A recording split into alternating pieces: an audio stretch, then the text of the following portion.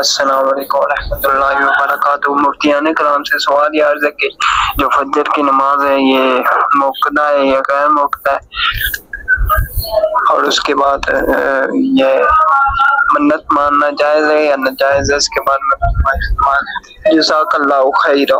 وعلیکم السلام ورحمۃ اللہ وبرکاتہ۔ دو سوال آپ نے کیے ہیں۔ پہلا سوال یہ ہے کہ فجر کی نماز موقدہ ہے یا غیر موقدہ ہے۔ جی محترم، جو دو سنتیں پہلے ادا کی جاتی ہیں وہ موقدہ ہیں، اور جو بعد میں دو رکعت ادا کیے جاتے ہیں وہ فرض ہیں۔ باقی منت کے بارے میں آپ نے سوال کیا، منت مانگنا شرعی طور پر جائز ہے، لیکن منت جو ہے وہ شرعی منت ہوگی تو اس کا پورا کرنا ضروری ہے۔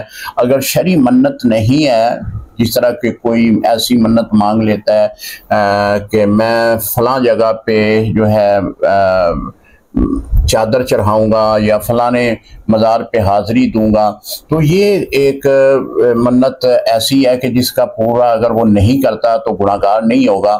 اگر وہ اللہ کے نام پہ منت مانگتا ہے کہ اے اللہ میرا فلاں کام ہو جائے تو میں اتنے نفل ادا کروں گا، میں قرآن پاک کی اتنی تلاوت کروں گا، تو یہ منت جو ہے یہ شرعی منت ہے۔ اگر اس کو وہ پورا نہیں کرتا تو گناہگار ہوگا۔ السلام علیکم ورحمۃ اللہ وبرکاتہ۔